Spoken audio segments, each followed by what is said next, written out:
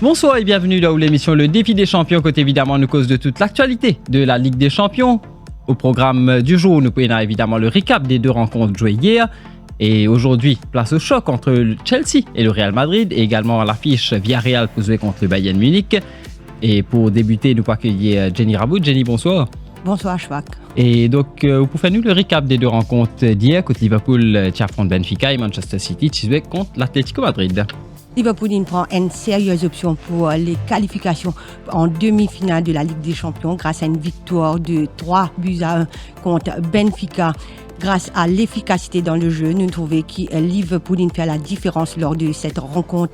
Liverpool a ouvert le score à la 17e minute par l'entremise d'Ibrahima Konaté, le Français d'origine malien, ouvre donc son compteur avec les Reds. Du côté de Benfica, l'unique but a été inscrit par Darwin Núñez. L'attaquant Mohamed Salah, il a montré assez timide, il n'a pas montré tranchant dans le match. Il a perdu la plupart de ses duels, 5 sur 7, et a raté ses 2 centres. Malgré sa défaite, la Benfica veut toujours croire en la qualification, mais ce sera difficile de renverser la vapeur. Le club portugais tenteront le tout pour le tout mercredi prochain à Anfield pour essayer d'avoir une qualification pour les demi-finales. Et quant à Manchester City qui affronte l'Atlético Madrid, Kevin De Bruyne veut faire une victoire au forceps à Manchester City face à l'Atlético. C'était un match très serré. Alors que City est attaqué, Atlético se défend comme un seul homme.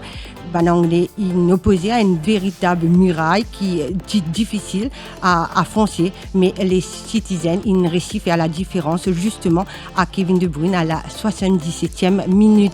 Ce dernier il inscrit son premier but de la saison en Ligue des Champions, dont la qualification reste ouverte. Pep Guardiola pas capable contre le Gabriel Jesus qui est suspendu pour le match retour. Du côté des Colchoneros, là loin pour penser à une élimination malgré sa défaite là. Diego Simeone devra montrer un autre visage lors du match retour dans une semaine. Et c'était ça pour le résumé des deux rencontres d'hier. Et aujourd'hui, nous l'invité, c'est Mervyn Josselin. Mervyn, bonsoir. Bonsoir. Mervyn, qui est un footballeur qui finit d'évoluer dans plusieurs clubs, notamment le Pamplemousse FC, chez Bell Citizens, et qui finit également évoluer sous les couleurs du club M. Et Mervyn, la victoire de Liverpool hier contre Benfica, c'était une victoire attendue. Ouais, nous sommes capables de dire attendue parce que Liverpool, vient de dire, il got au rang de favori pour ce match-là et il confirmé ce manager en forme en ce moment. Et vient de dire que Liverpool met en option la qualification. Et beaucoup plus serré entre Manchester City et l'Atlético Madrid qui était attendu aussi parce qu'il y a une équipe de City qui prône un football offensif, mais de l'autre côté, les Colchoneros qui sont solides défensivement. Ouais, effectivement, c'était un match très serré et l'Atlético Madrid aime bien défendre. Il aime bien défendre. Je pense que c'est un match nul où jouer au contre-attaque. Mais City, avec sur l'attaque et De Bruyne qui fait la différence, et je pense que City, c'était l'équipe qui a reçu le premier Ligue des Champions et les Visins passent par une circonstance comme ça, une équipe difficile à battre comme l'Atlético Madrid. Et pour moi, c'est un match qui reste encore ouvert pour la qualification. Et aujourd'hui, deux autres affiches Chelsea pour affronter le Real Madrid dans le choc de ces quarts de finale. Également au programme le Bayern Munich qui peut jouer contre Villarreal, qui peut jouer en déplacement chez le Villarreal. Et ces deux rencontres pour débuter à 23h. Et entre-temps, nous finissons accueillir Loïc Gangaram. Loïc, bonsoir. Bonsoir, Chouak. Donc, deux rencontres palpitantes. Nous commençons par la rencontre Chelsea-Real Madrid. Mervyn, qui vous pertend un petit peu des grands clubs européens. Et là, c'est le champion en titre contre le recordman de titres en Ligue des Champions. Enfin, pour moi, je dirais que c'est un match assez serré.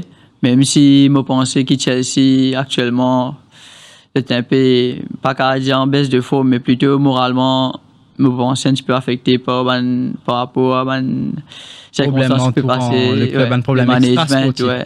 Mais je pense que Chelsea aussi, c'est un club qui, ces 10 dernières années-là, c'est un club qui est monté en puissance. Mais le Real Madrid, de ce côté, il reste le Real Madrid. Et pour moi, le football, ça reste le football. Et c'est pas une science exacte. Et j'attends avec impatience. Je ne peux pas donner un pronostic. Mais c'est un match qui pour guetter.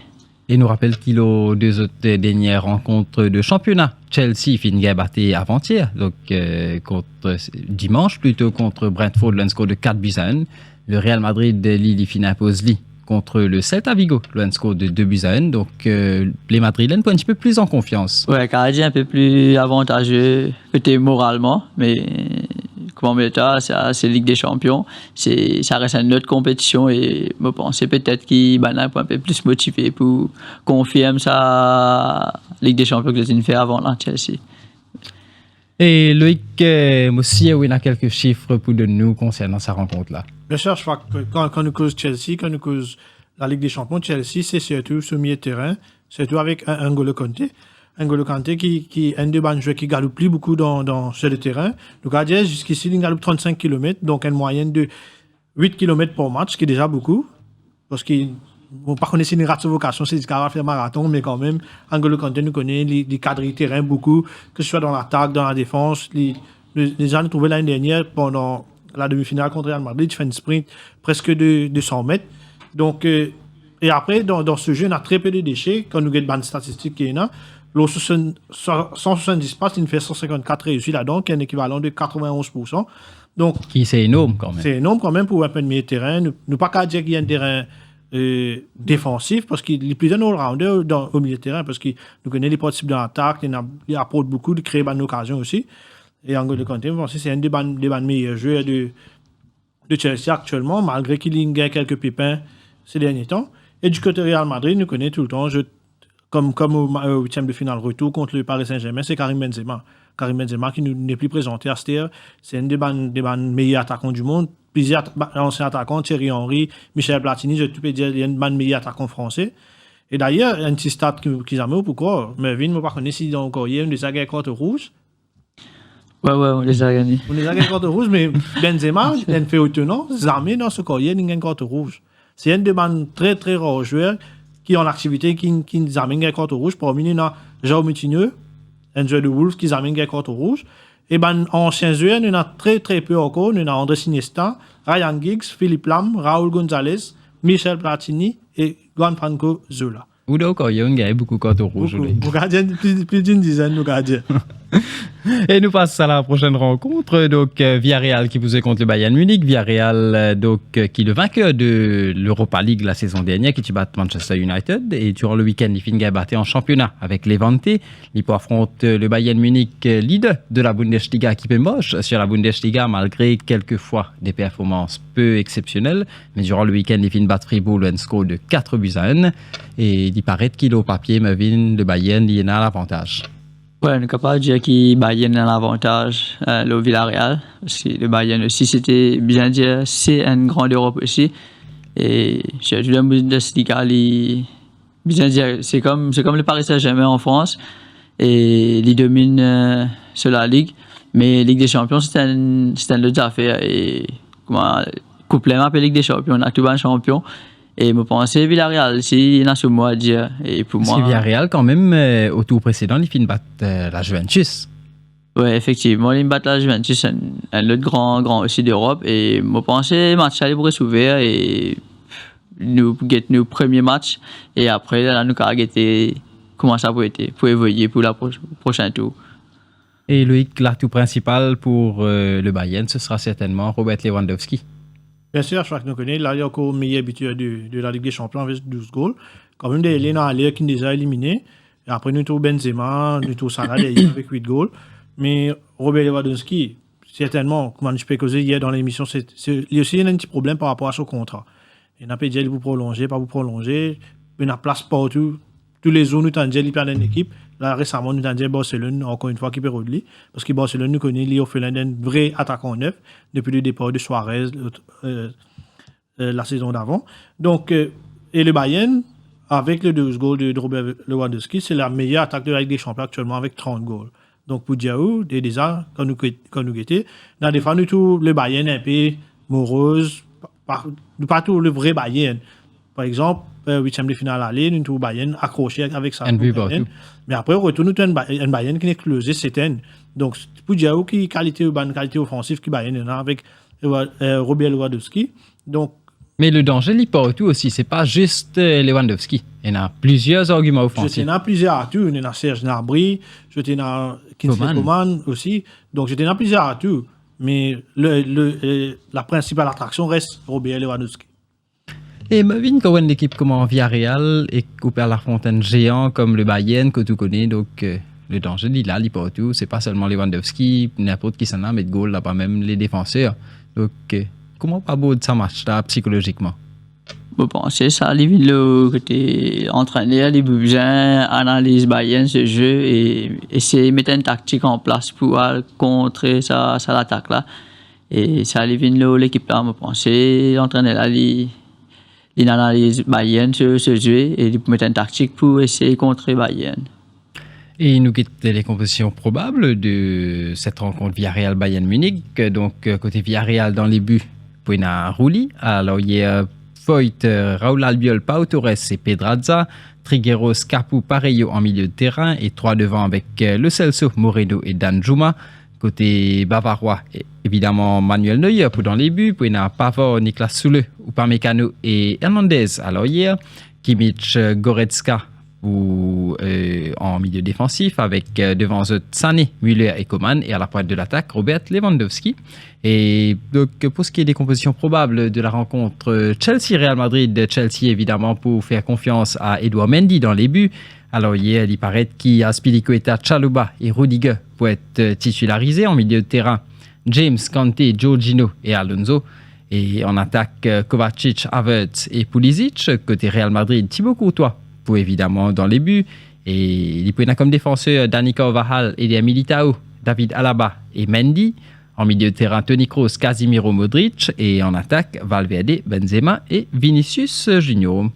Et la Manzuel qui risquait un avertissement au prochain tour en cas de carton jaune côté Villarreal, Nuena Moreno, Parejo et Rulli. Au Bayern, seulement Hernandez menacé d'une suspension au prochain match s'il y est averti. À Chelsea, il y a Ruben Loftus-Cheek qui a un carton jaune, et au Real, Enselswer et Militao. Loïc, donc au Real, c'est pas seulement Benzema, il y a aussi Vinicius qui est très efficace, qui peut combiner très bien avec Benzema ces derniers temps. Ces derniers temps, nous avons dit depuis le commencement de la saison en championnat, parce qu'il y a une guetté, et Benzema avec Vinicius, je trouve les yeux fermés. Au contraire, comparativement, quand nous avons la saison dernière, quand même Benzema, tu peux critiquer Vinicius, tu peux même oser dire, nous trouvons une vidéo dans le tunnel de Santiago Bernabéu, que Benzema, tu dis pas faire passe Vinicius. C'est bon, il perd du ballon, ce bandrib, il perd ce bandrib, il perd ce banduel. Donc là, nous trouvons Vinicius plus mature, plus aguerri. Nous avons dit dans le giron épique, il plie actuellement. Donc depuis le commencement de la saison, Vinicius, Benzema, c'est un duo qui mange bien.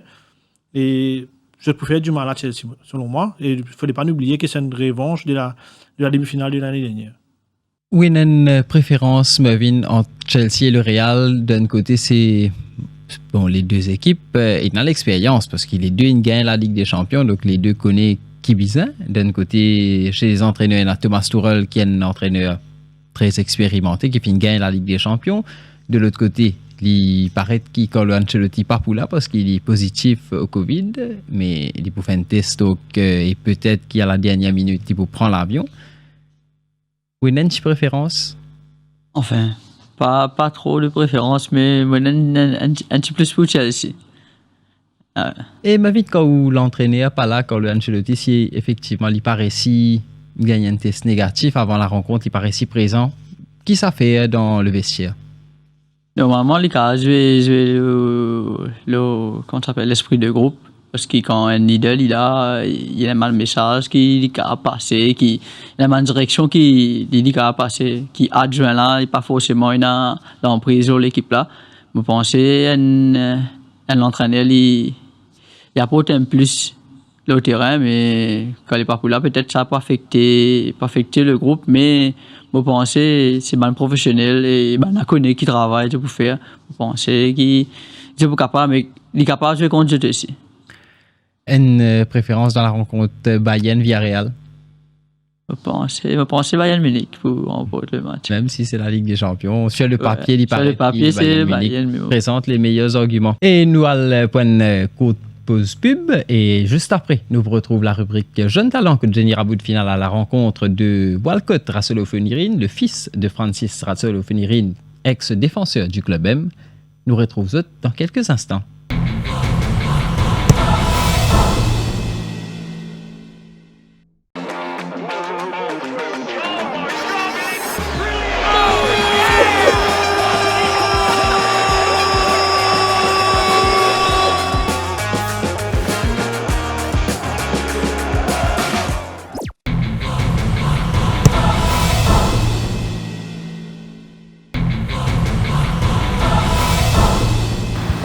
Je m'appelle Walcott Rassolo-Fenirin, j'ai 8 ans et je suis passionné du foot. Je veux devenir professionnel et comme mon papa et les autres joueurs comme Mbappé, Benzema.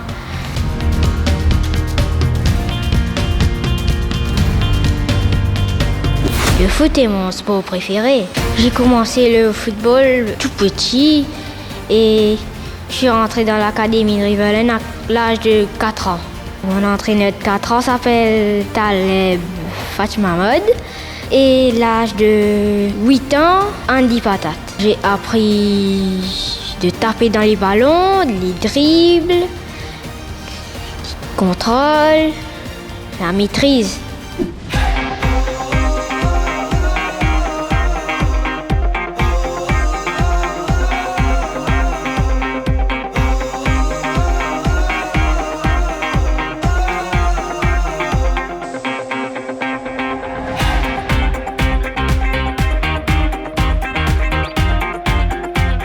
J'ai choisi le football parce que je voulais suivre mon papa. Il était footballeur professionnel dans l'équipe de Maurice et moi je suis encore dans une académie de Rivalen. Quand je deviendrai grand, je voulais bien jouer dans Paris ou l'équipe nationale de Maurice et peut-être Arsenal. Je supporte le Real Madrid parce que ils sont bien placés. Il y a Benzema qui est très bien. Vinicius qui est très rapide avec ses passements de jambes, roulettes, crochets. Sinon, tu as un pronostic pour le match Real Madrid-Chelsea qui se jouera Mon pronostic, ça serait vers 3-1. Real Madrid va gagner. Parce que je les trouve très bons dans le foot. Ils sont très bien placés et tout. Ils ont des bons dribbles. Ils maîtrisent bien le ballon. Pour toi, une finale, ce sera une finale contre quelle équipe contre quelle équipe? Le Real Madrid contre Liverpool. Ou Chelsea contre Man City, comme l'année dernière. Francis, la relève est assurée avec Walcott, je vois. Oui, pour le moment, pas encore assuré comme moi, mais pour le moment, il y en a déjà relève. Et il y en a un long parcours pour y aller. Walcott, c'est un garçon passionné du foot.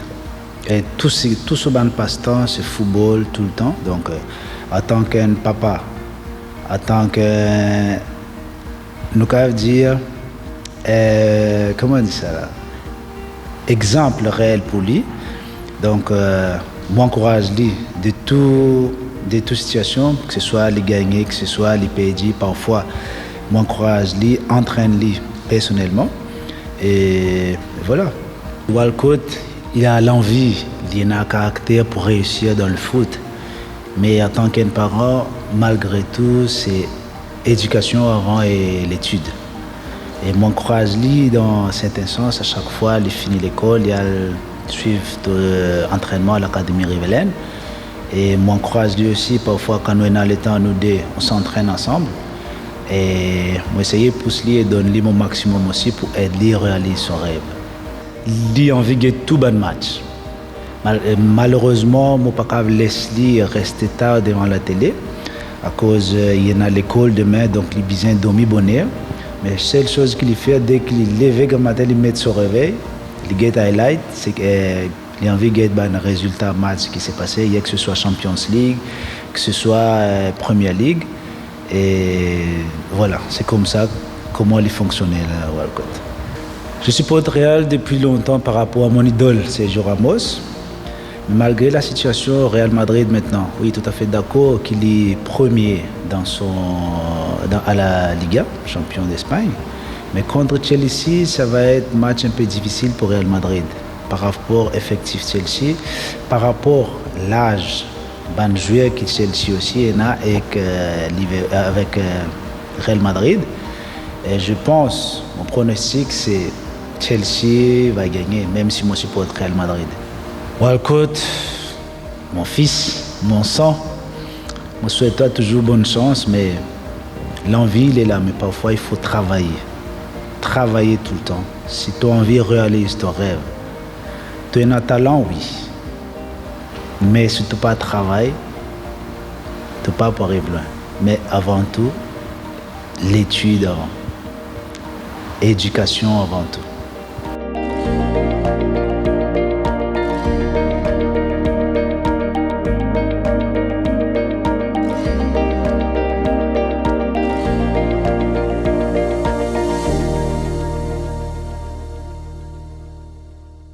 C'était Walcott Rassolo-Fonirin, donc fan du Real, qui peut trouver une victoire du Real Madrid pour 3-1. Son père qui est aussi fan du Real, Francis Lee, qui peut trouver une victoire de Chelsea. Et le défi des champions, il prend fin pour ce soir. Merci Marvin, merci Loïc. Merci. Et je me rappelle les deux rencontres de ce soir à 23h. Donc Chelsea qui affronte le Real Madrid et Villarreal qui vous joue contre le Bayern Munich. On retrouve la semaine prochaine, mardi prochain, pour les matchs retour. Et moi je dis bon match.